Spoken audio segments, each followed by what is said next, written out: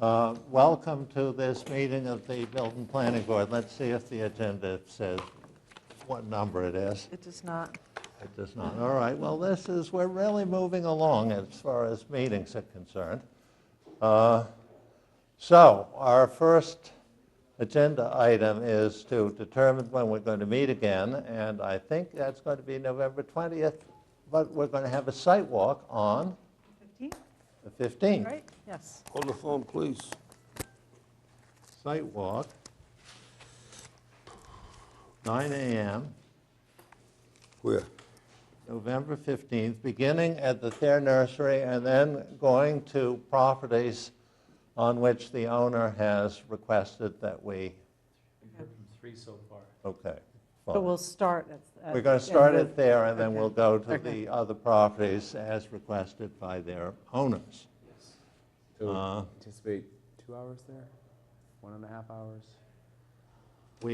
What is going to happen at the site walk is we're going to walk around and people are going to point out features of the site, but they're not going to get to say, give their opinion of the feature. They simply say, look at that feature. Right, there's no discussion. There's as no part of the sidewalk. discussion of the Okay. feature, so it should move along. Okay. So the 15th at 9 at Thayer, and then the 20th at Town Hall for our regularly scheduled meeting. Right. Okay. So those are our meetings. We're going to defer minutes. And now we're going to do citizen speak, and any citizen who wants to speak to the board on a topic of interest is welcome to speak. We have a 8-minute limit, but a lot can be put into 8 minutes by a citizen if they. So any citizens want to speak? All right. We're going to go on to the A&R plan.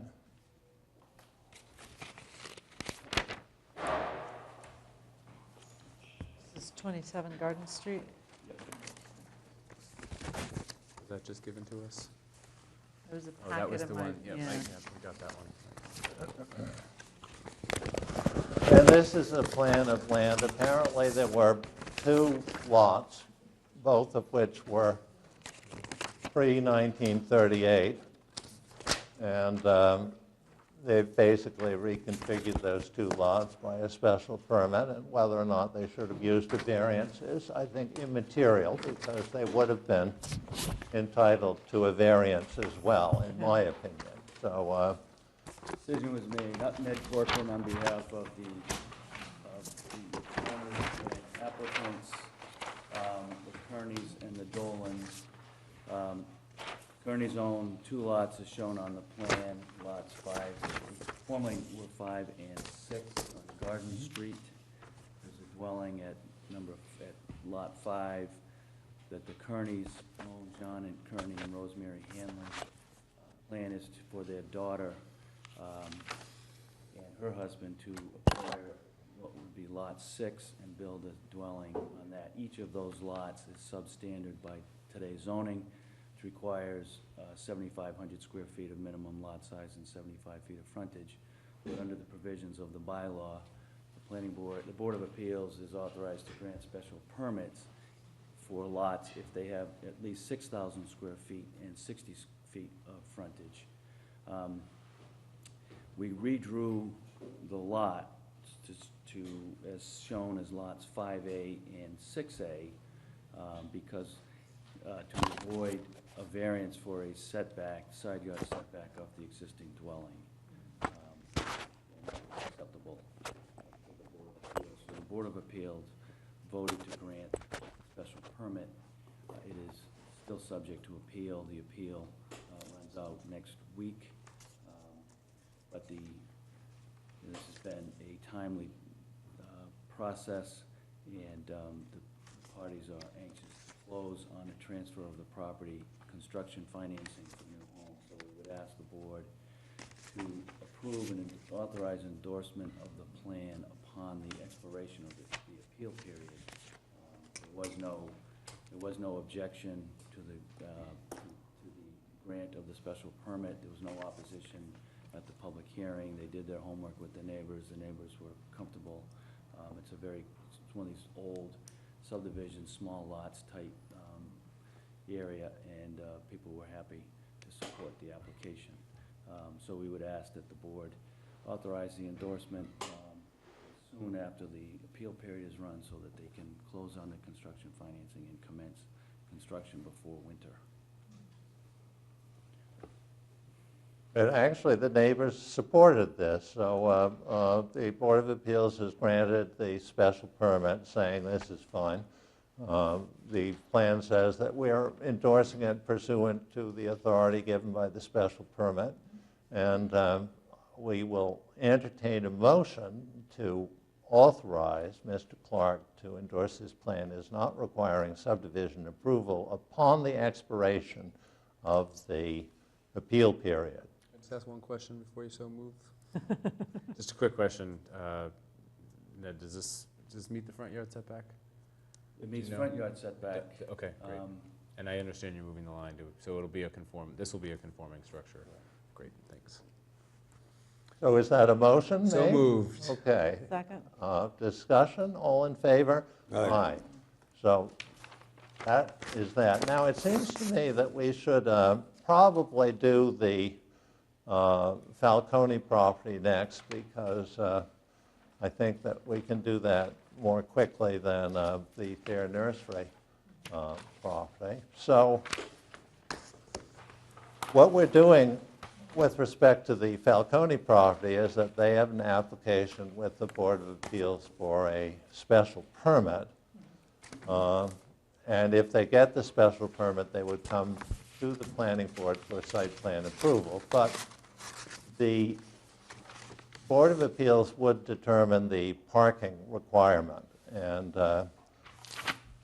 I'm a little unclear as to just how much parking they're proposing. As you recall, on Central Avenue, the Central Avenue PUD said if you have a restaurant, one space for every 2 seats, and then whatever you determine for the bar area. And we know that if you have a successful restaurant, such as Steel and Rye, that that parking will not be adequate, but that's what the zoning provides. And Steel and Rye also provides valet parking, but they provide a great deal of this valet parking in residential zones, so that's a matter of concern. And the question is whether or not we should communicate with the Board of Appeals saying these are factors that that should be considered in your determination of the adequacy of parking. And I further, it does seem to me that the Falcone application says we have an office building and that we're going to let the restaurant use some of the office building spaces. And of course, letting a restaurant use an office building spaces presumes that the space will be empty. Mm-hmm. So that if you have a business that's open till 8, saying that the space is available when it actually probably won't be isn't, it needs to be considered. Sorry. Go ahead. Yeah, no, So just a question. Steel and Rye, I wasn't on the planning board at the time when it was approved. Say 1 per 2 is the bylaw. Steel and Rye doesn't provide even close to that, correct? I think that I think it was 1 seat for 1 space for every 2 seats. That they provide? No way. What was it what 1 did for they? 4? What was it? I think it was 1 for 4. In their Really? front parking lot? In the top one, there are 27 spaces. Okay. The 27 and 29, and down below there are 14, I believe. Okay. But down below is also shared with the brokerage office? Now, Yeah. right, yeah, okay. Now, I mean, do- industry standard is really 1 per 3 plus some allowance for employees, so 1 per 2 should be enough if they're able to meet it. But- But that's simply what is in the zoning, and Understand. obviously it wasn't used. The Board of Appeals presumably determined that the zoning was, Go back and look, I don't remember. oh, well, that's in the PUD. They They were had PUD. it wasn't a PUD, so they had the discretion. This isn't a PUD either. Understand. They Yeah. also had discretion because you changed the seating for the restaurant at 2 Adams Street. We did what? You determined what the seating would be based on the new restaurant in 2 Adams Street. When the Except- restaurant came forward there for the special permit, The proposed restaurant, rather Yes. than the new restaurant, But- since it, In Got any built. event, did the East Milton parking people weigh in on this yet? Bill? I have a question on this. So it says on the application that the restaurant will be able to use the Falcone Building parking lot at 4 Franklin Street, which you mentioned earlier. Isn't Abbey Park using that for some of their parking? I'm just saying that if we're going to be asking the ZBA to look at parking, Right. we should mention that. Because I I can't remember. I thought that was No, the case, but I mean, can't I think remember. that they do use some of Okay. the Falcone building. So It then that just simply needs to be is that clarified, that's all. East Milton, we've been told, has a serious parking problem, and it seems to me that parking is the major issue. I mean, obviously, the design of the building, since they're going to put a new roof on the building and windows in it, that will go a long way to curing the cavernous warehouse that it now is.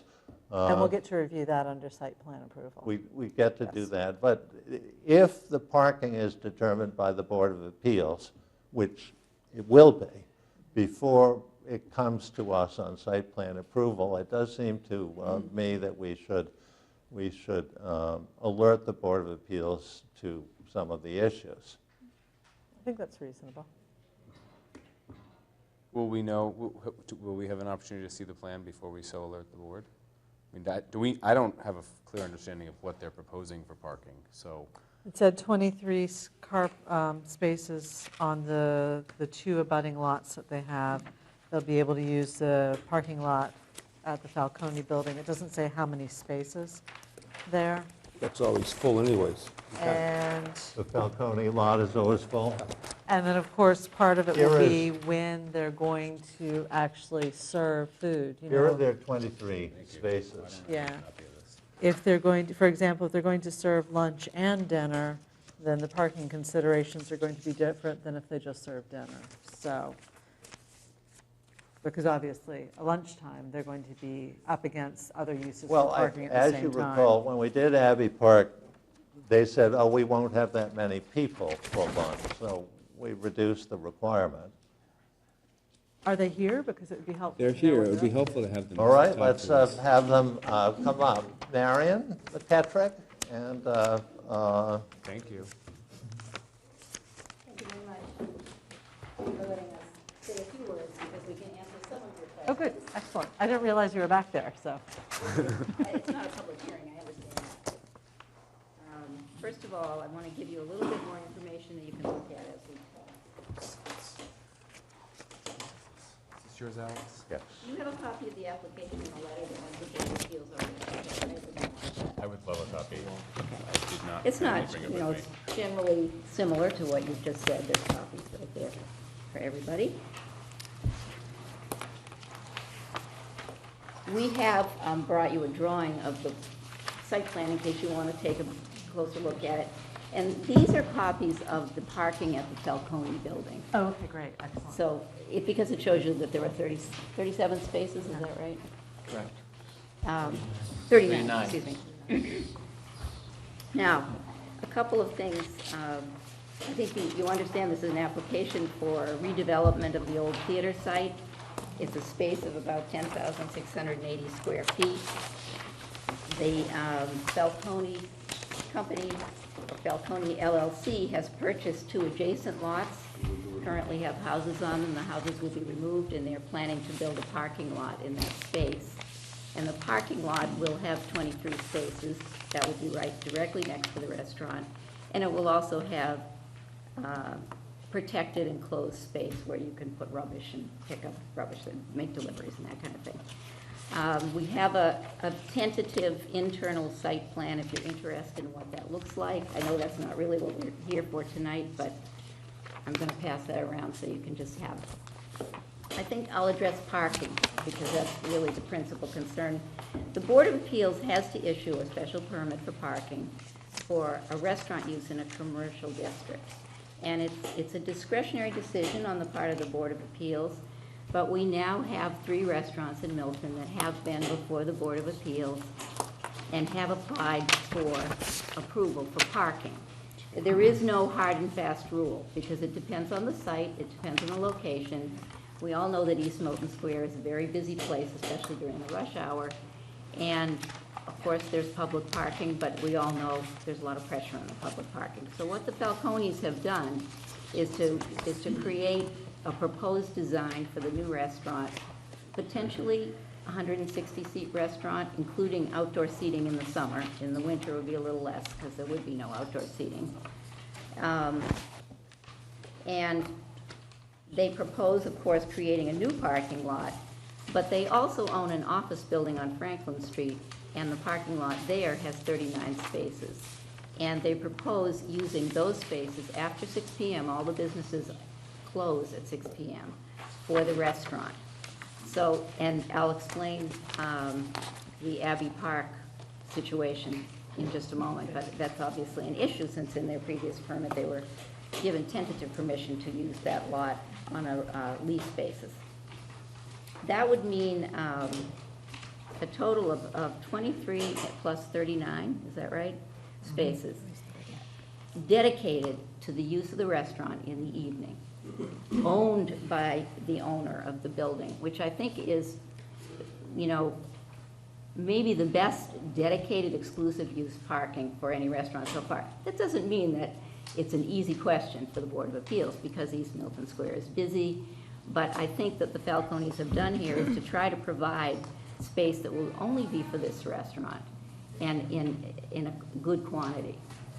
In addition to that, they are talking to other small business owners about providing, I think there's one possible, but I don't know whether it's something that, you know, I can give the name right now, but a few more spaces where employees would be able to park because it would be a little distant from the restaurant. Abbey Park has had a lease arrangement month to month. They are going to be using other parking if this restaurant is approved. And we'll be having to, I imagine that we're going to have to give some explanation of how that will work to the Board of Appeals. But Abbey Park, in their permit, has, I think, 3 locations that they talk about for parking. One is Citizens Bank, one is the Congregational Church, East Congregational, and the other one is this parking lot. And they had letters of intent for those locations at the time of their application. But There, the church lot was eliminated because It's in it's in the- a residential zone. It's in their approval from the Board of Appeals. Really? Yes. The Congregational Church denies that. That Well, they it's in gave the it. permit, that's all I know. I mean, whatever the situation might be. If there is an issue there, then the management at Abbey Park is going to need to talk to us more about that. But that's the understanding we have right now, is that they will, first of all, they have parking at Citizens Bank, their leases from Citizens Bank, and, you know, my understanding is that they also have other parking in addition to that. And they're an established restaurant and have people park. And Dolan Funeral Home. Dolan Funeral Home as well. When there's no funeral going on. Right. Mhm. But generally funerals don't go on late at night when restaurants are open, so I mean, Wakes usually go till 8. We're talking about what this restaurant will have. I realize it's an issue because there's another restaurant. They're working very closely together. There's even a possibility they may be under very related management. They're not They're not trying to compete or put out of business each other. They're trying to work together. They both think that it would be a good arrangement to have two restaurants. Abbey Park frequently is it's difficult to get reservations at Abbey Park because it's very busy. And so those are certainly good questions, though. And if there is a question about which lots Abbey Park will have access to, if they no longer have this lease, then that will have to be answered, because they have a permit too, and they have to continue to have adequate parking under their permit. That was the question I asked. Maybe, let's see. Could you speak a little bit to Yeah. enforcement, both for Abbey Park or office parkers who are gonna, I guess, need to leave the lot in order to make the spaces available, The or business are not, transient parking? businesses are not open after 6. The lot is not used. In Okay. fact, and the lot has always been only for Falcone. So except for the lease to Abbey Park, that lot has never been a general use parking lot. People aren't accustomed to being able to just swing in there all the time. But they do, according to Ed. Well, they do now because it's leased to Abbey Park. Okay. I do remember that before that happened, that lot was, I believe you had enforcement of whether people parked there or not. So the question is, how would you make sure, that it was still available to the restaurant all the time, or that people were parking in those lots? I think you want to know, first of all, how will the restaurant assure itself that its patrons are parking in the proper lots? And I guess the best answer to that is any and all suggestions as to how to do it, but I think the restaurant it may be necessary for the restaurant to hire somebody to monitor parking. They will make use of valet parking if it helps within their own parking lot in order to make efficient use of the space. They talked to me about that, and I said, that's fine as long as you're not running a limousine around the square or something, because that just takes up more space and people don't like it. I guess I need to know what the issue is that's arising now in terms of, do you think Abbey Park patrons, see, they have a different parking arrangement, because on-street parking was certainly considered. I remember when they made their application, and they had dedicated space, they were going to have leased space, but into consideration also, the Board of Appeals took on-street parking. I think when we go to the Board of Appeals, we're going to be saying to them, there's on-street parking, all right, there may even be more in the future, but we recognize that if there's a new restaurant, it has to have parking. And so we're going to provide 2 parking lots, and they're going to be for this restaurant only. And if you needed to have even police enforcement, if it became an issue, I suppose you could do that. I don't know what. I mean, my question on enforcement was really more, how do you enforce that there's availability for the restaurant patrons behind the office building, so that the restaurant patrons aren't showing up to a full lot all the time? When you get there today to go to Abbey Park, it's often full, and most people park across the street behind the other office building, which I don't think is actually allowed. But that's I where think most that's, people go. isn't that, That's Behind Lou Falcone's, yeah. Yeah. oh, okay. Yeah, Yeah. because Starbucks only has a few. Okay, well. People at night. I'm just There will be just 2 raising a parking question. lots. I'm making Yeah. a recommendation. No, I completely And telling you that understand. I think it's something that you're gonna have to look at, is making sure that that lot is available and isn't being used by people who aren't supposed to be in it. Well, after 6 o'clock at night, there aren't that many people in East Milton Square that are doing business. They might go to the sub shop or, Yeah. the Chinese I think your restaurant. real but competition they- is gonna be from Abbey Park or the Right, office it users. is. Right. And I think They're gonna Mary try may valet, mention that though. Abbey Park probably is, one of the ones that will be, they're in contention to run the restaurant. Sure, This time. understood, right. I think part of the concern becomes if Abbey Park relied, and I don't remember the provisions because I didn't have a chance to check before this, but if Abbey Park relied in part on that lot in order to get sufficient parking for their permit, and then that no longer becomes available to them because you're going to use it, which is well within your right to do, does that then throw Abbey Park out of compliance with their permit? So we just want to make sure that that doesn't happen Right. from a I legal think they have, perspective. I think they have plenty at Citizens Bank. Yeah, we've Okay. talked to Yep. that, and they do have And citizens. that is on their. Yeah, They it's do just to have- make sure that if they were. Santander is open now. Right, so it's just to make sure that if they were required to have a certain amount from certain Right. locations, that they don't get thrown into a bad position. So if you're talking to each other, then that's Oh, perfect, it's that's more great, than and that. you can And make we're sure, doing- yeah. then that's fantastic. We are doing that. The Abbey Park permit runs to Abbey Park, I assume. It's not it's not a restaurant permit for the space, it's No, it's specific Abbey to Park. Abbey Park, Yeah. right? Right. Does Abbey Park serve lunch? Yes, Are you going to serve lunch? this new restaurant? Yes, it'll be probably a little I bit would of think lunch, but so. lunch is Yeah. not even, they do less than a third of what they would But you do. won't be able to use the spaces across the street if you're doing lunch. It'll be full of cars. They've got spaces on Church Street. Right. Not too many. They'll have their own, there'll be have 23 24. 23 Well, they have the stalls, 23 of which here. none will be Yeah. employees. Arguably, they have that. Yeah, but on Saturday, Saturdays, they have the whole lot. Our office The building's not open on Whole Saturday. square. Open on Saturday. No. Okay. days of the week. And Lunch is- Sundays. Yeah, lunch will certainly, there's no question the Board of Appeals is going to be talking about lunch. They're going to be looking at restaurant capacity. In addition to what I've told you tonight, we'll have to have numbers for the capacity demand for the office building during the day, Right. to know whether, because we haven't finished doing that calculation, to know how many spaces would potentially be available, if any, Right. in that lot. We know there will be 23 spaces, but if there aren't enough or many to satisfy everybody in the second lot, then capacity at lunch could become a topic.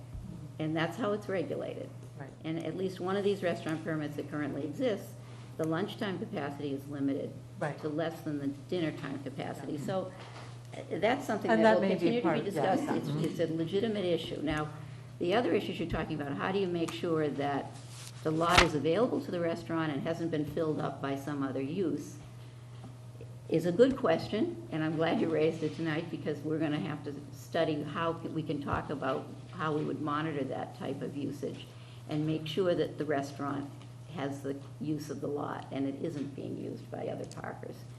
I prefer to say to you that we will, certainly, we can correspond with the planning board to let them know, but we probably need to talk about that because we haven't had a long conversation about it.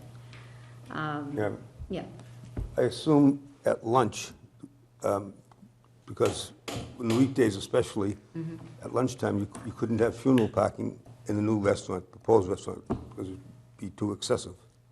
you mean if someone wanted to have a funeral After the lunch? funeral, Well, you couldn't have very, it would be, the problem is that you would have to limit the size of the number of people you could have in the restaurant. So funeral parking or any other, absolutely. And so, if the capacity for lunch is limited to a certain number, you can't exceed that just because you're having an event that draws more people. And that, that's a compliance issue, but the restaurant should be monitoring that.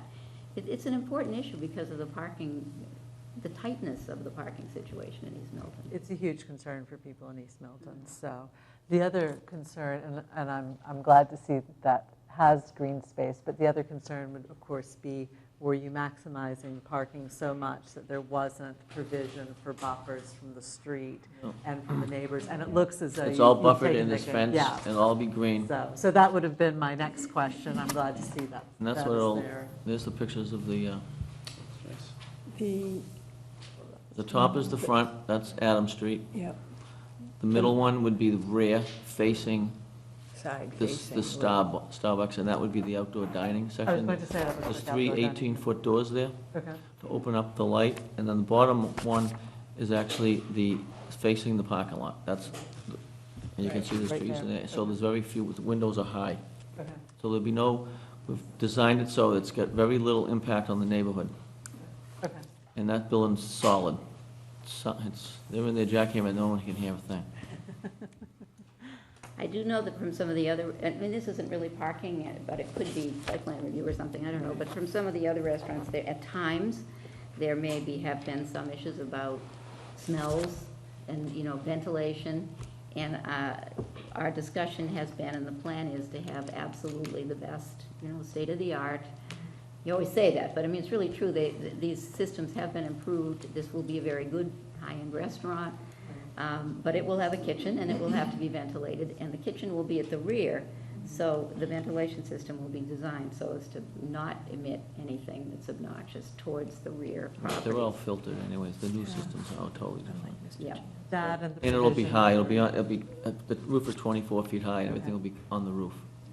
Well, that will be an issue for site plan approval. Yeah, Yes. as will the But location. I mean, parking is the item that the Board of Appeals is going to determine, and the question that we have is, should we express our interest that they determine it in a way that doesn't create problems for the area? Mhm. And that's our concern, we're trying. We've been in East Milton Square since the 60s, Yeah, so we know the issues. one of the only parking lots Well, for a business. We took a building that was a wreck, Wild, yeah. that was garages, and kids were in there, parties, and there were burglaries in there, and there was stripping cars in there, and we took that building and cleaned that all up and opened the parking lot that was never there before. So we're not new to the town, we were born and raised here, so we do have concerns, so we're thinking of all that. So it's not a quick hit there's and run. we get it, but Okay. there's a tight situation Mhm. in East Milton. In We- fact, Aren't there's we a also parking supposed to have study a new that's deck? going on about Think we're gonna get the it? parking. Yep, Well, the deck is supposed to be here too, which is going to add 40 to 50 spaces. So, we'll A lot of believe people- that when we see it. It's supposed to be this year. That's what Bill tells us. Yeah. Could you describe how deliveries and where they'll be? Yeah. And how it will be? sure. It's right on there, there's a delivery area. It comes into the back. Right in here where the dumpster is, this is a delivery door right here. Delivery entrance. The proposed, it's already actually there, it already exists in the building. Where's the delivery trucks? They come back right in here from Church Street. This is a one-way. 16-wheeler? I can't answer that, I don't know. Obviously, it can't go in there. A 16-wheeler can't Well, use that. They can stay on Church Street and wheel it in if they had to, but that's where it's, Church Street's a one-way. it's certainly not gonna, Church Street's a one-way, right? We Show me, can't connect. show me how the 16-wheeler is going to get to Church Street. How it's gonna get to Church Street? Yeah. Well, one way has no issue other than come around Bassett Street and up Church Street. Okay, how about a 16-wheeler coming from the south? How's that going to get to the restaurant? Same way, it'll go Has to down go the same way, Franklin it'll go Street down, and it'll go around. down to Franklin Street. Same way Abbey Park gets. Okay, Same way as in the every morning, park does it. Bassett Street in the morning From the sometimes street, is too. At least ours was impassable parked in a parking with all the lot. trucks at Bassett Street. It's impassable. Well, And you put a 16-wheeler on Church Street, it's going to become impassable. And it's also going to be coming in from Granite Place and Brackett Street and Granite Place. And those streets are 30 feet wide. but bear in mind, they'd come Ed, out. that this is site plan approval, Right. which we're going to have a public hearing. on. Right. So We just- probably it's don't a wanna go serious too issue. far beyond But it's something Yeah. for them to address. Now, we understand, should we outline to the board what we think perhaps they should consider? You mean more specific than just take a good hard look at parking? Well, we could just say, we are concerned about parking, and we hope that you take a good hard look at it. Do you mind We should if do I ask more. how many seats Abbey Park has today? Do you know by any chance? I believe it's 100 no, it's like 110 maybe, somewhere around 100. Okay. And does that include downstairs, do you think? Yeah, Okay. it does, yeah. We had to, yeah. The reason I asked the question, Alex, I'm wondering if, they're proposing, by my calculation, they're proposing, let's see, 160 seats, 20 of which are seasonal, but we should count them. So they're coming up to a total of 62 spaces, which would be 2.5 seats per parking space. So it seems that would be, it would be good if the Board of Appeals could look at what the overall capacity is if you combine the two restaurants using sort of that ratio. I think it's a pretty good number. You could certainly ask them to look at it at the 2 per thousand, or excuse me, one space per 2 seats as well. But it seems that they should look at it in, sort of aggregate number of seats, make sure they check the Abbey Park permit to make sure it's not going to be Right. invalidated and, Right. When is your hearing? It is the 18th. 18th of November. Abbey Park is permitted for 160 seats, and it was required to have 40 parking spaces. Not Okay. saying There that, you that's Yeah. what they were permitted for. That doesn't mean they. So that's have fair to- enough. I mean, I guess Yeah. we shouldn't be 160 necessarily walk. elevating to what they we shouldn't be elevating their requirement, but they should Right. at least be able to meet the requirement they presented with, I think, a longer, a document that's in place that says we have rights to these spaces, not a month-to-month situation. So if it's 1 per 4 for Abbey Park, it can be 1 per, it should remain 1 per 4, but they should be able to prove that they have the spaces. Right, exactly. So we just don't want to. I mean, I don't think we necessarily want to stop this proposal because it perhaps invalidates a different permit for a different restaurant, but at the same time, I think everybody at the table is working on the basis that we don't want to hurt Abbey Park here. That's part of your Absolutely. portfolio as well, so certainly we want to make sure it's The plan is consistent. for there to be adequate parking for both restaurants, and because Right. Abbey Park Right. has its own permit, we've already asked that question, we've Right, gotten some of answers, course. but he's you been asked some other addressing it. questions, and we'll raise those, and we will be asked them by the Board of Appeals, you can guarantee it, they Right. issued the other permit. It's just making sure that we know what all the repercussions are as far as Exactly. what's already been done and what's planned to be done. The only point I would make is, it's in the commercial district, Right, Yeah. it's been vacant for a long time. The theater had perhaps 275 people at night, but that was long ago. I remember it, but I don't know how many other people I are around. remember it. And I loved it when the theater was there, but East Milton Square has changed, and there are different businesses there now, and certainly restaurants bring traffic. However, a high-end restaurant is a place where people come and they stay for a couple of hours. So it's not like a lot of we'll continue to have the existing businesses that are in front, but it's not a lot of additional small businesses where people come and go and come and go, a high volume of traffic. It's not a fitness center, although, it's very successful, a fitness center. And it will bring something to the square. Abbey Park itself, the management feel that it will be good to have another restaurant with a different menu, different cuisine, absolutely. an alternative. It'd be good for both places. And the way things are, this is what you usually see in small downtowns. You see some small shops, you see restaurants, small ones, fast food. But high-end restaurants like this, if they're catering to us, we're walking to them from if you live in East Milton, you walk to it, you drive to it if you're further away. And people in Milton do like to go to local restaurants. They are an amenity for the town. We're finding that out. They also provide good revenue for the town because of the meals tax and also the increased tax value. So it isn't without looking at other uses that the Falcones have come up with this proposal. It's not because, the only thing anyone ever does is a restaurant. It's because this seems to be the best use and from all perspectives of this particular piece of property, which is a large one-story vacant space with nice brick walls that can be made into an attractive space. Because, we're second in line after another big restaurant, though, this application does have to prove that the parking will work and work with the existing uses. So I think we're aware of that. We want to make a good proposal, and we want suggestions if there are improvements that need to be made, so. I'm very happy with the use, speaking on behalf of myself. I think it's a great amenity for the town. I think it's a great improvement to East Milton Square, but I think we need to know that it's going to work. This is a long-term use. We have to think about it on a 10 to 20-year impact basis. And you point out that from a traffic standpoint, the cars aren't coming and going, which helps with the transient traffic, but it also ties up parking spaces for 1 to 2 hours. Now, it's in the evening, so that's arguably a good thing. But we also have to remember how that's going to impact us over the next 10 to 20 years. So I think we just want to make sure that it works. Hopefully we'll obviously. have a parking deck by then. And we know that you want to make sure it works as well, because if you can't find a parking place, you're just going to drive to the next restaurant. That's Well, right. the success of Abbey Park and Steel and Rye show that there's an Absolutely. absolute demand in this area Absolutely. for it, so. I do think that valet is something that, is something, especially, with Abbey Park, is something that should be looked at pretty closely. And Okay, great. Yeah, Same it's thing with certainly a good- 88 Walk. certainly a good They have very solution. few spaces. yeah, exactly. Yeah. And they rely on valet, They don't and I have- think it works well, so Where it's do something they that you park should be their looking at. cars? I don't know. They take mine and it comes back, so that's all that Yeah, matters. I know. As long as it's your I car. never even Unless thought it's about my- that. Or 'cause nicer, there's- one or the other. There's nothing My like car better.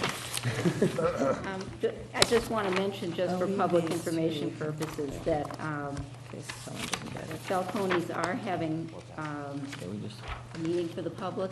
There's a notice you have it in front of you. I think it's the night before you're going to do your site walk on Saturday.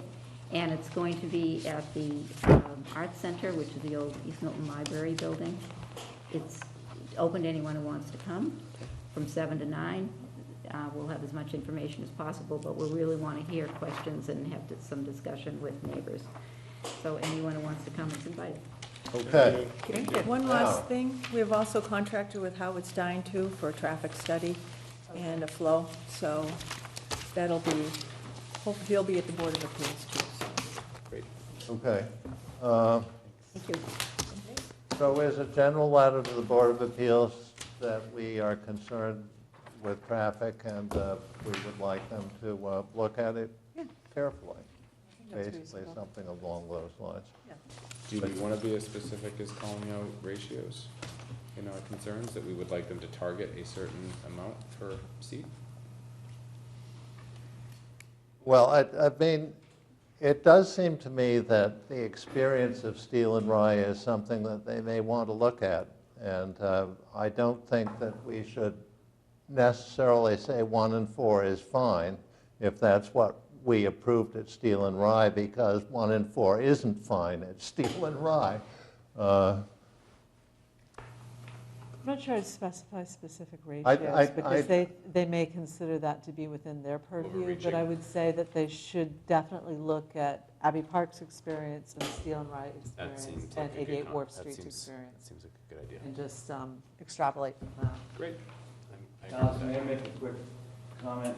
Yeah. I'm a near abutter to Steel and Rye.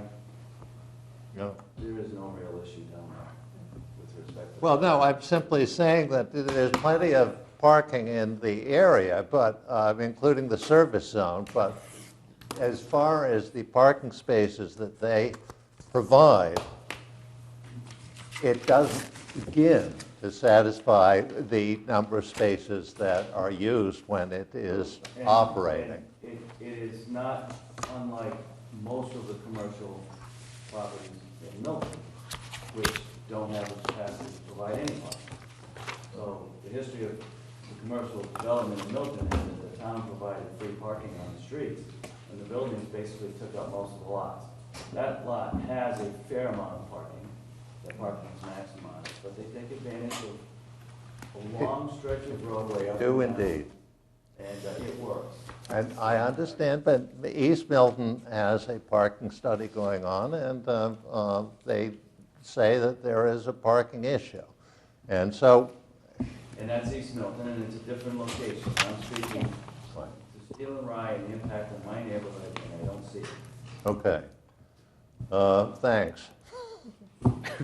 The Board of Appeals will have to make, based on their own discretion, but they'll want as much information as possible, so I really appreciate the planning board. Thank you for coming. Thank you very We much. appreciate it. Thank you for coming. Made our conversation easier.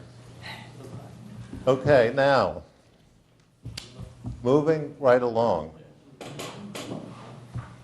We are going to do our technical review of the application of Fair Nursery under the landscaping, under the provision in Article 3A.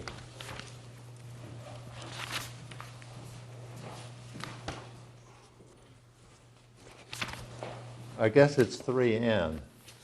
I think it's 3K now, 3A7K. 3A7K. Yeah, That doesn't seem right. well, that's what it says here. But that's what it says. So, That's what it we says. need our new set of All zoning right, regs. in for any everybody event, in we're the going neighborhood. to do landscaping business use. Yes. And as you know, this is a fairly contentious matter, and we don't want to start a public hearing until the board is satisfied that we have a full application to be acted on. Because if we don't, the board is going to have to basically write up. I mean, the idea here is that the nursery is supposed to give us a business plan showing how they're going to conduct their business. And the board is going to review it and determine if it's reasonable and meets the requirements in the zoning. And if it does, the board would be entitled to issue a special permit.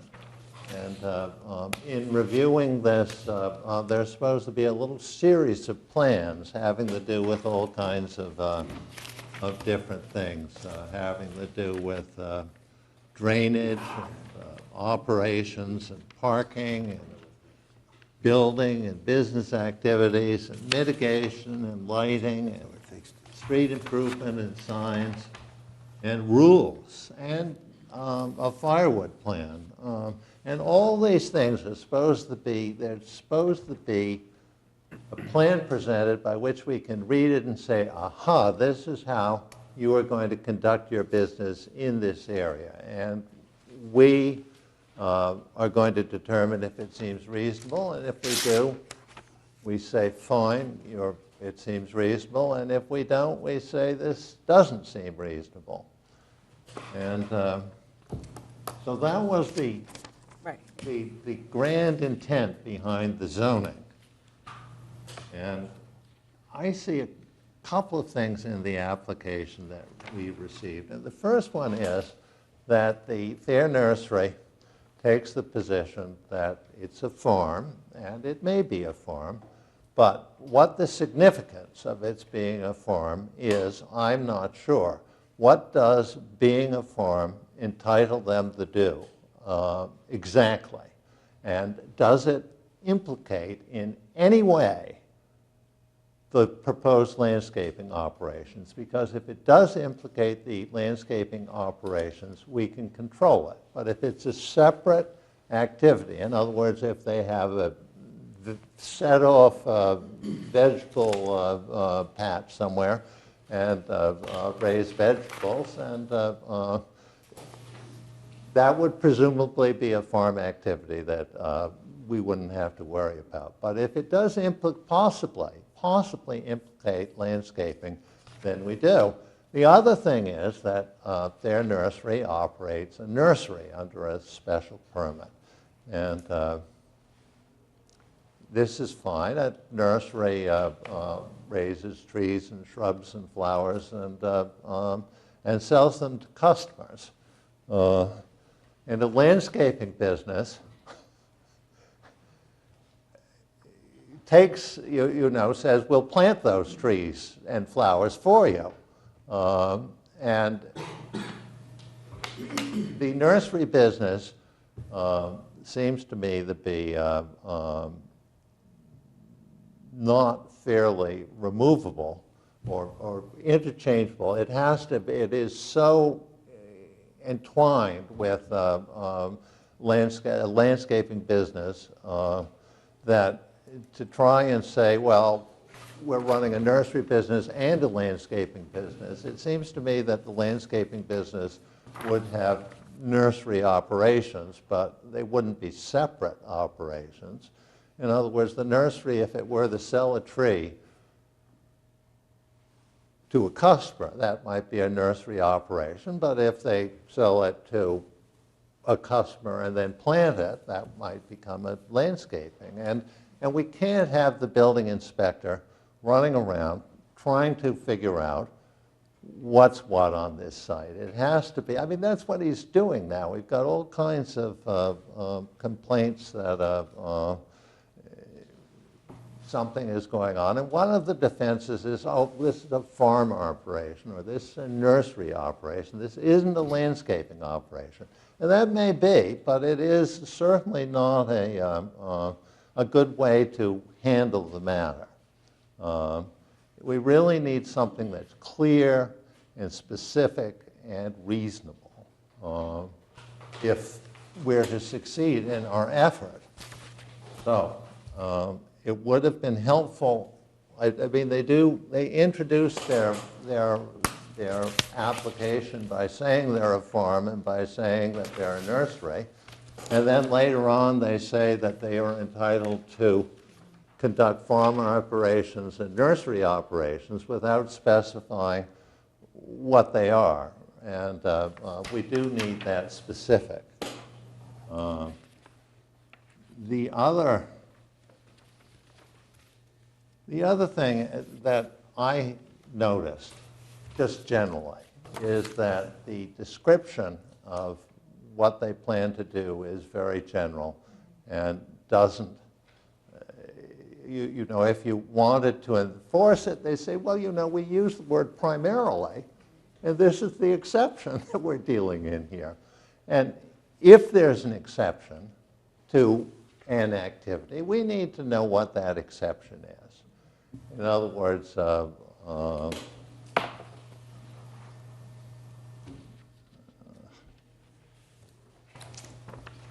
Primarily is used on the parking plan for starters, page 4F.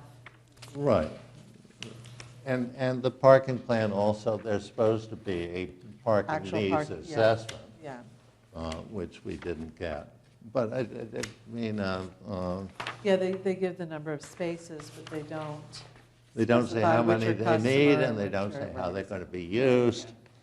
And recently, the Board of Appeals had a, getting back to the nursery and landscaping business, there was a discussion about the use of trucks. Right. And apparently, there was some sort of interchange of trucks between the landscaping, between the nursery. And it seems to me that if you're operating trucks and you can use them in either business, clearly they're going to be controlled by this permit.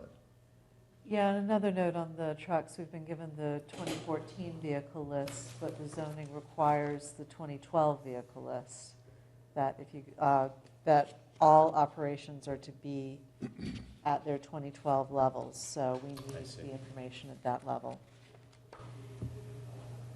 So for example, 7D. And so under 7D, for example, it has to be the 2012 for the vehicle list. There's a couple of other things that have to be as of 2012, and those levels aren't specified. So they need to be. But going to A, the business activities, A says we're going to conduct a nursery. And then if you read it, you know, shrubs, flowers, trees, sod, selling these products in the regular course of business. This,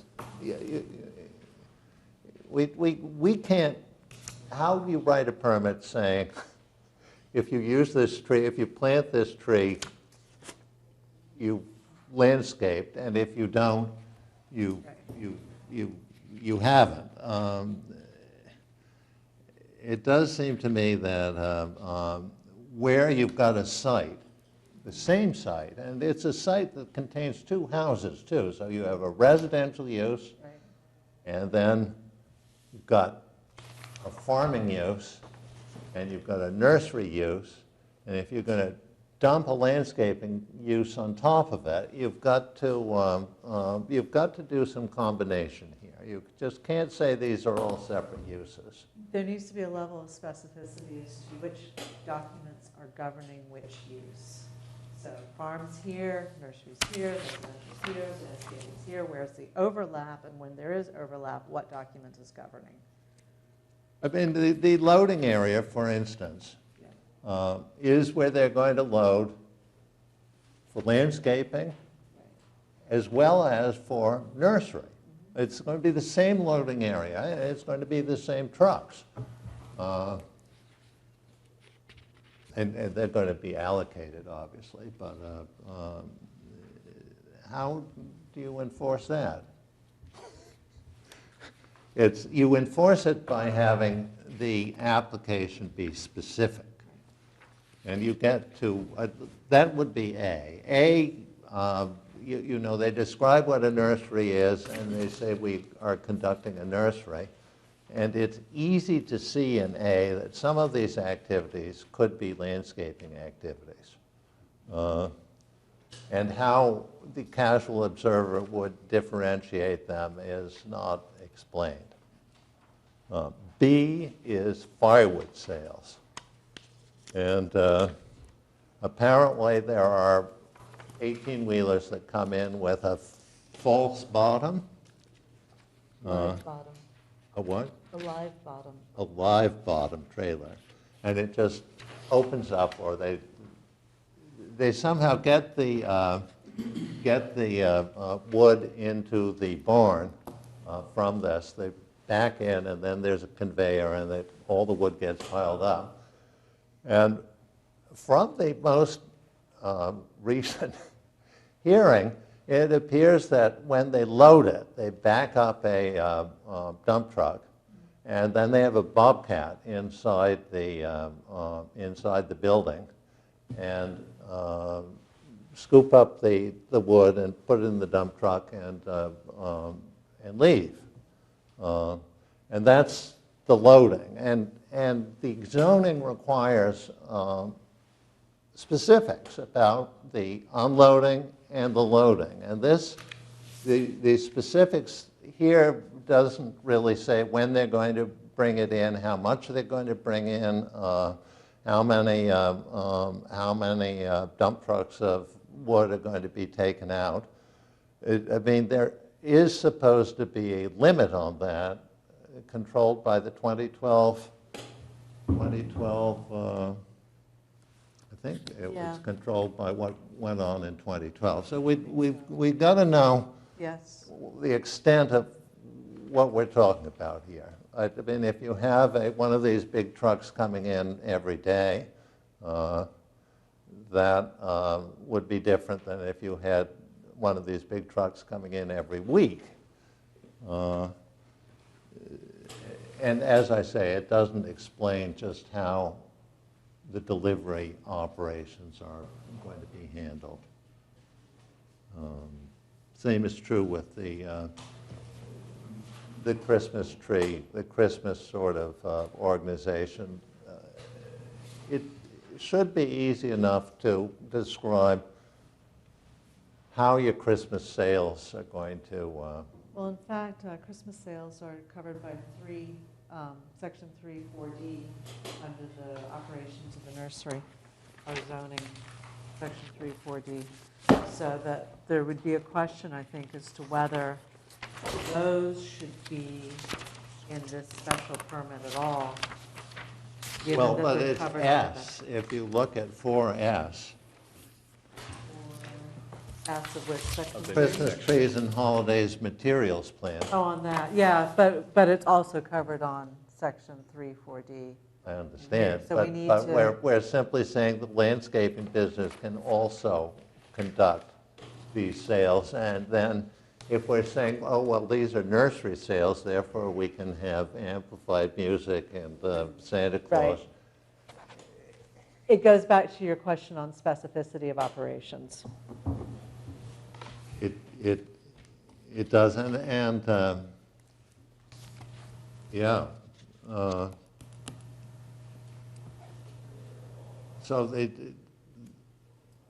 that C needs to be Right. worked on. And the other thing, just sorry to interrupt, Alex, but to that point, there's mention of sales, Christmas sales elsewhere in here. So on page 8, number 3. So one of the problems in going through this application is that not everything is grouped together, so that you see one provision in one area and one provision in another area, and all of the information on a specific item should be together. It would actually be helpful if it followed the zoning, so we can just say, okay, 4A, 4B, 4B, et cetera, rather than having to jump through the document to find where the different provisions are, because it makes it hard to tell if we actually have the full information. Right, I mean, B is firewood sales and K is firewood plan. Exactly. So this needs to be organized so that we can be confident that we have all the information that the zoning requires. D explains landscaping, and I think that's fine. I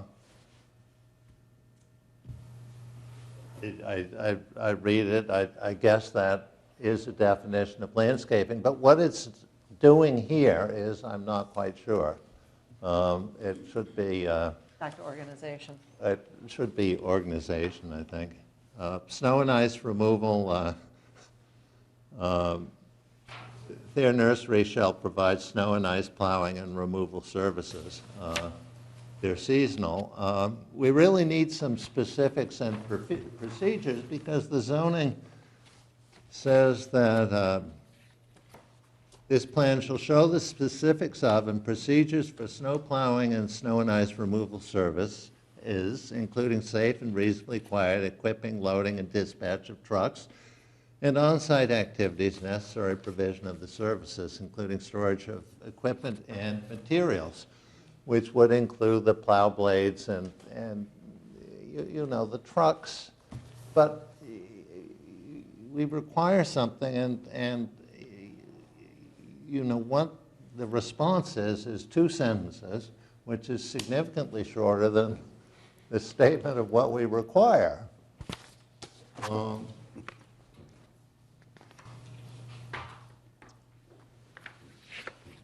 Now, do I'm getting to the existing conditions plan, and I've got 2 plans. Yes. 2 plans, and Wouldn't we have an extra one?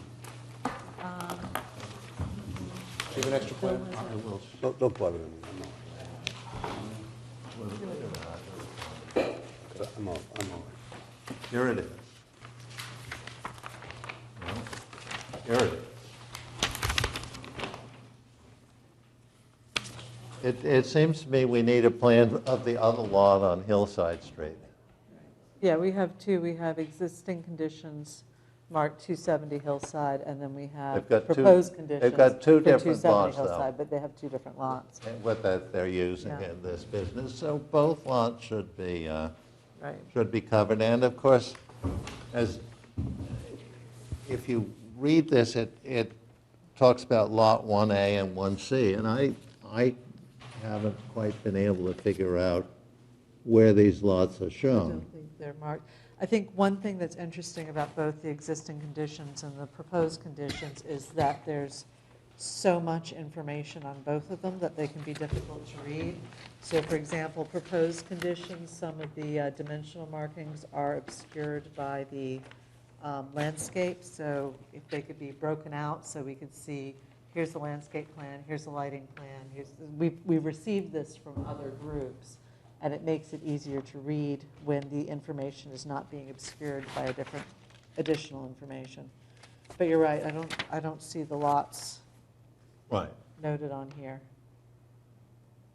I see you see these dotted lines, and they probably have the due, but they don't. But it doesn't They specify, don't. well, some of them are certainly topographical lines. These like here. Those there, but it's the same,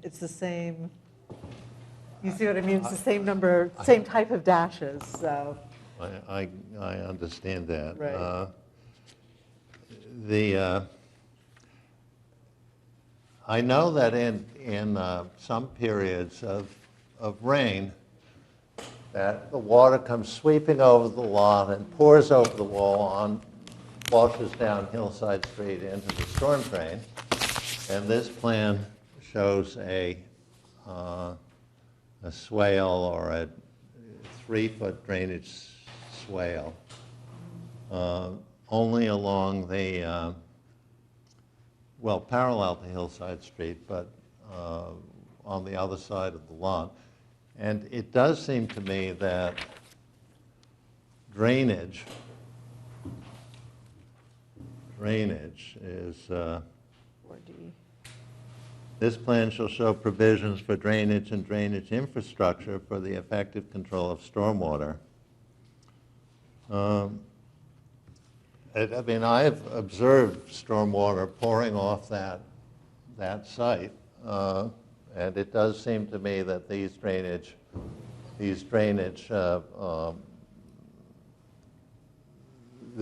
swale with the dry well at the end may not be sufficient drainage. Yeah, typically when we receive drainage plans, we receive the cross-section detail of the drainage structures, and that's not included in here, so. The drainage plan really needs to be, at least identifies what the drainage issues may be, and then shows how that it's addressed, because people are undoubtedly going to, they've already raised drainage issues, and if they're not addressed here, it means that we have to figure out what the issues are and how to address them.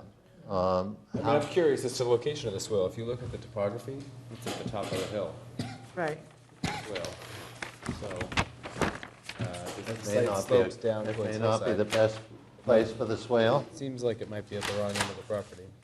Well, and that's, I may be reading again, the topo wrong, but I don't think I am. well, and that's again why we need the Right, I typical understand. details that we would normally get with the drainage, just so we can evaluate what's being proposed versus the effectiveness, but, and that request for details goes to other things. For example, the material dens are described, but normally we would expect to see actual drawings of the structures as part of the plans that were given. Same thing for a lighting plan, we'd expect to see foot candles throughout the site so we can judge how much lighting is happening where. So it goes back to the level of specificity that's missing from this application. Well, on lighting, just one thing. The plan shall show all exterior lighting, which shall be designed to provide reasonably necessary lighting. Well, light level shall be low, but here we've got some 1,000 watt flood lamps. So we have to be sure that these, I mean, if these are necessary, they have to be shown to be necessary to begin with, and then they have to be shown as not lighting up the whole. Well, that's where we need the lighting plan, Right. and here's where the foot candles are, and here's what the structure looks like. I think the heights range from 8 to 25 feet, but there's no specificity as to which, this is on page 6, which items are at which height, and so that needs to be specified as well. Again, a typical lighting plan is what's required with the normal details that you would find on a lighting plan. So, type of light, where it's located, how many foot candles, et cetera.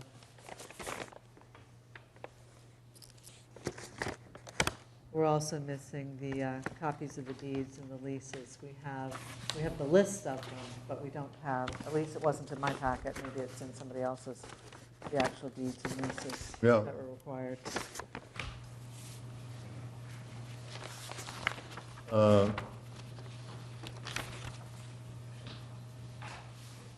What else do you have going up to page 7? To page 7. Through page Through 7. page 7. Let's see, again, details on the storage and the dumpsters.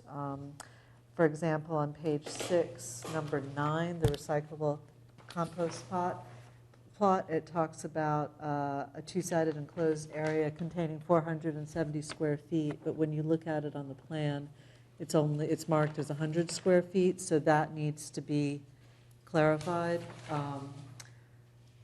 To make sure that we know exactly what's going where. We've talked about the lighting plan. The signage plan, of course, we don't have authority over signage, and they do show the locations of the signs, so, which is all that we requested on that. Vehicles and heavy equipment, there's quite a bit missing from that section. One is, of course, it's supposed to be the 2012 list of vehicles and then compared, obviously, to the 2014, but the zoning requires 2012. There's a list of rules that we required relative to the operation of the vehicles. The statement here says that And operation of the employees. well, yes, and how the employees operate those. But for example, there's a statement here that says backup horns on vehicles shall be maintained at the lowest level permissible by OSHA. We need to know what that level is so that the permit can be properly enforced. Firewood plan we've talked about a little bit already, but I note that we require that the delivery times be in here, and they're not. Storage of, Sorry, can we just go back for Yeah, a minute? So absolutely. I would just, on the vehicles, I mean, I think I would just be, I don't want to be overly critical. I will, I think saying that something's maintained at the lowest level permissible by OSHA, that's a that's potentially something that's gonna vary over time, I would guess. But it So, would be helpful to know what that is. And So- what does because- OSHA, yeah, I What mean, does does OSHA OSHA require? require anything? Yeah, that, I So- mean, maybe Oh, OSHA I'm doesn't sorry, is that require. what? it's Let actually me in. back up for a second. Are they replicating the language that's in this? I didn't compare that, so. Let me pull it up.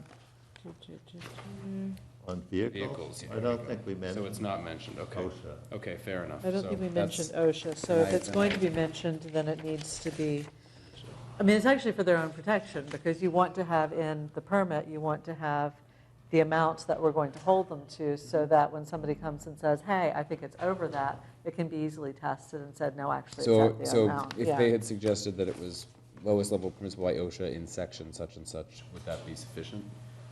Or do you want to actually see the decibel number? Decibel, I think having the decibel number in the plan would be helpful to them. But how, you measure decibels at the edge of the, If we're going to get that specific, then. that's we why need I'm to- I mean, if we concerned, mention I'm asking the decibels- question so that they can have the feedback. I think, Right. I would be a little concerned about having that level of specificity, especially if the OSHA level has the potential to go up over time. I would want this plan to continue to follow that guideline. So what we have in here is backup horns on vehicles used on site, this is in the zoning itself, shall be modulated to the minimum level deemed permissible by applicable law. So they've put in OSHA as the As the applicable law. applicable law. I don't have a problem with that. If it's a different applicable law, I don't have a problem with that. I'm just saying we should state what that is so that there's no question on that going forward. So But- you don't want people saying, well, the standard in this year is X and we're holding you to that, when we wrote the permit, the standard was Y. That's we're what I saying- mean. is So in you and the I are permit saying it the has to same be- thing. Yes, we're saying the same thing.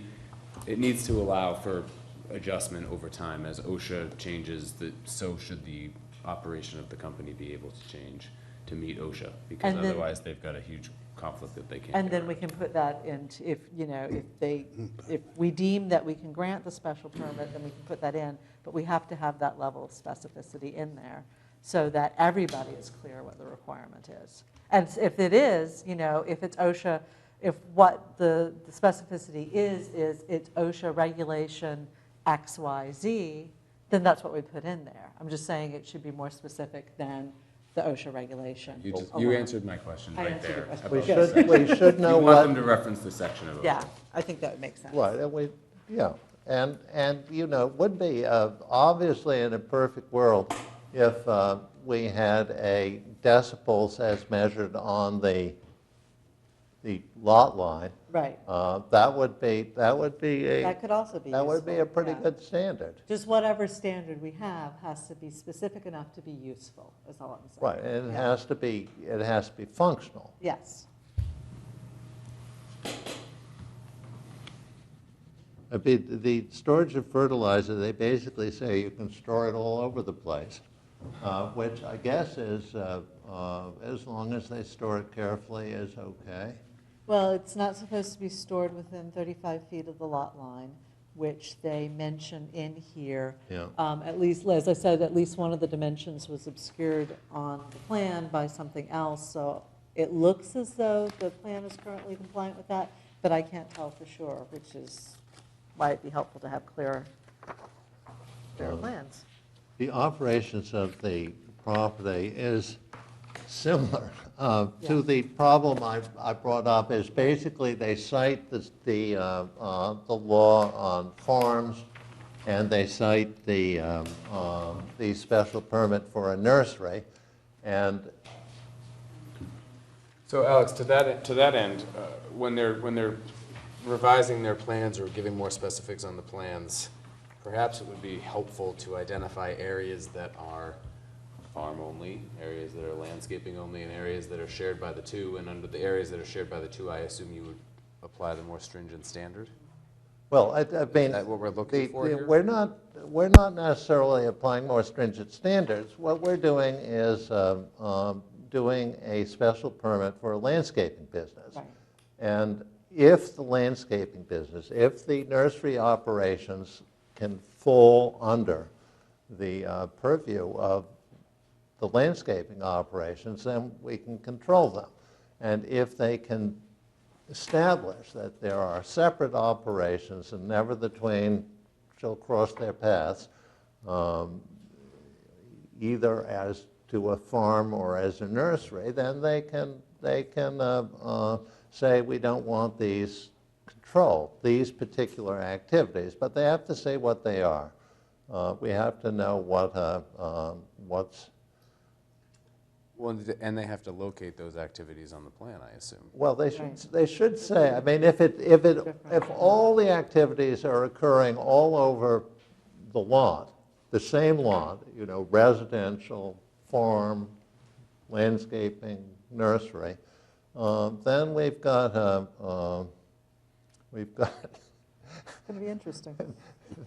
then but we got to know. We got to know. They got to specify. I agree. On this page 8, under operations, there are a couple of things. On number 3 and number 6, we have if Christmas activities, last line on 3 is if Christmas activities occur outside of these hours, the operators will maintain a log stating the type, time of activity, and the reason for activity. And under 6, we have the same thing for dumpster. And we But if have you, but if you look at the zoning, it only allows it for deliveries. So we have deliveries to the business, this is under E on the zoning. Hang on, I'll tell you which E, because I think there are 2 of them. Under 7E, so requirements for landscaping business use, on-site traffic, loading, and deliveries. We have, for deliveries to the business premises, we have, with respect to any deliveries made outside of these hours, the operators shall maintain a log available for public inspection stating the type and time of delivery and the reason why it was made out of hours. However, that option was not given for either sales of Christmas and holiday items or movement of emptying of dumpsters. So if we allow it, that's one thing, but that we did not give that option in the zoning, that activities could happen outside of the stated time in the And zoning. of course, the option is meaningless unless there's some oomph behind it. I mean, it's easy to take a log. We had 15 deliveries after hours today. Right. At 3, 3:15, 3:30, 3:45. What's the consequence of this? I mean, keeping the log, I mean, the truck deliveries, it was meant to basically, at the time of renewal, if there was a lot of this stuff that had been going on, Right. that we could revisit It was a look back. a of the look back time of renewal. provision. But I'm not sure that, But on the zoning, it's clear that Christmas and holiday sales are to take place during a certain time between certain dates. There was no provision made for Christmas and holiday sales being allowed outside of those times and dates.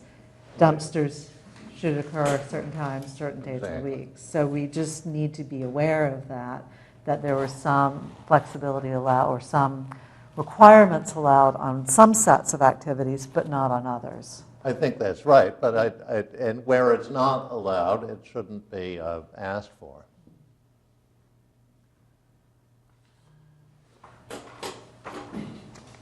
But the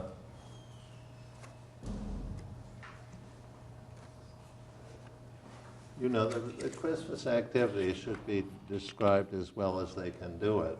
Well, and I think It's that was pretty partly sketchy done, right another now. part, there was another part of the application that has Christmas activities. They need to be all put together.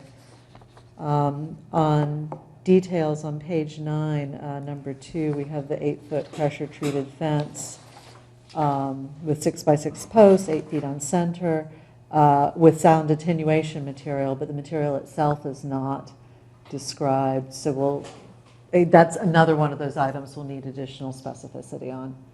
Well, I mean, it seems to me that the fences, the sound attenuation fences are going to be a significant issue. Yeah. And Cross-section or something. Yeah, cross-section, details, materials, yeah. And we're Yeah. going to, I mean, we can go out and figure it out, but if they have a proposal and they know what they what they propose to put up, and they have the specifications for what they propose to put up, and that would be useful. As far as, it would be very useful. We'd want to sort of know about the bins. Yes, yeah, the details on the bins, Yeah. what they're constructed with. They're also going to replace the stone driveway, which is hard-packed, with the soft compost loam mix. We'll probably want some additional details on that. The traffic plan, as you can see, the only real traffic plan is the arrows indicating that them going around back of the barn, the wood barn. Right, that's the one-way traffic pattern. That's Yeah. sort of one-way traffic pattern, but we do want that operations plan sort of indicating that we're not going to be using these Bobcats just for fun to take people on rides around or take them out to look. They're going to be used for business purposes, and hopefully that can be described, because Bobcats are pretty noisy.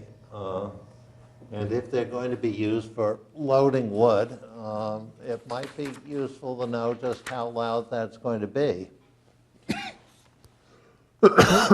Because the barn is probably a metal structure, which, Barn's wood, I think, or a wood structure. wood structure, yeah. But I don't know how sound attenuating it is for, if a Bobcat is It's working inside. working it. inside loading wood, whether or not that amplifies the sound or reduces it, I'm just not sure. Yeah. And the sprinklers, where, I mean, this, I'm glad there are sprinklers, but they-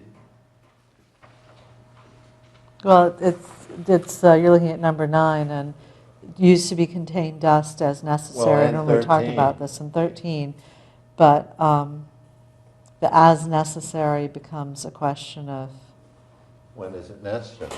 how do you determine that so that it can be regulated, yeah. And I guess the question of the delivery truck traffic, there's been enough time that's gone on to know whether there's a problem of trucks not staying on the road. And if there is a problem, we need a solution. So when it says shall make necessary improvements, we need to know what those improvements are. Right. Or they should What's say the- there's no problem.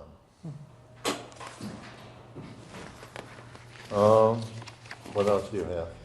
That takes us to the last page. I think it covers most of the main issues. It is, it's a lot of repetition. What we've said is a lot of repetition, making the same points in different contexts.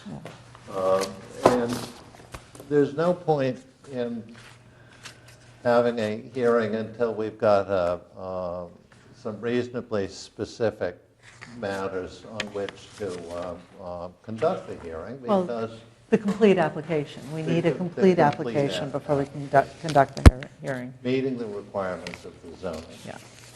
And I think Mr. Corcoran understands the zoning, and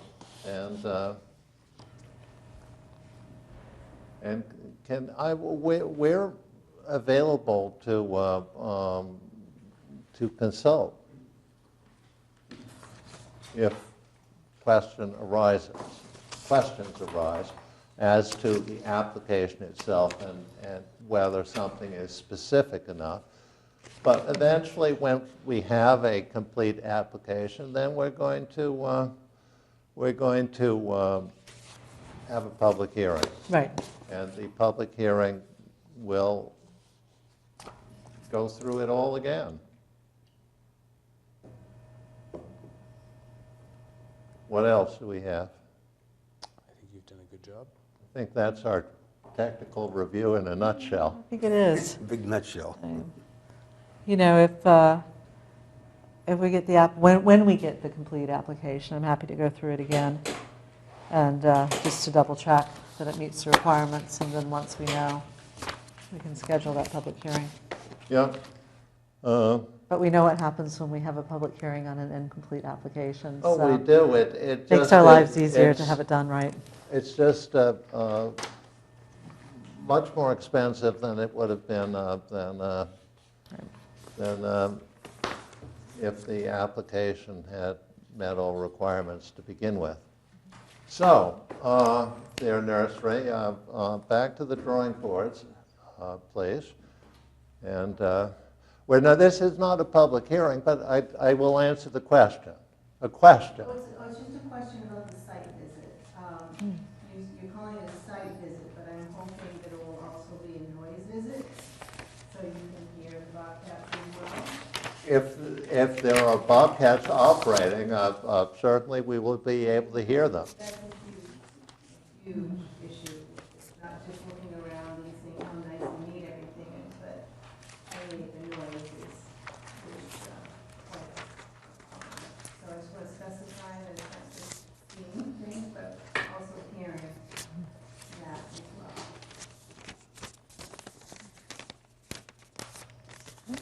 All right, that concludes this part of our meeting.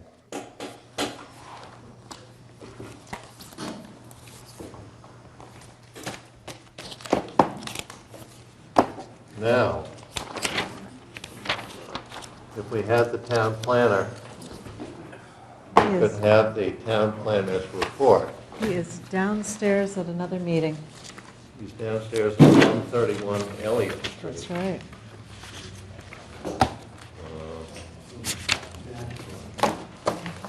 And Motion to adjourn in order? in a minute or so.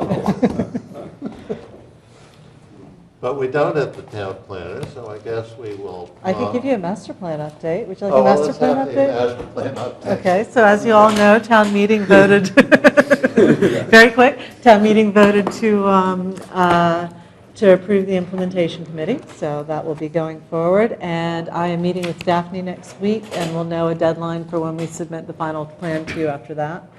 And then at some point, we'll have a vote. And then I would be happy to accept Ed's motion. All right, thank you, Ed. All in favor? Aye. We are adjourned.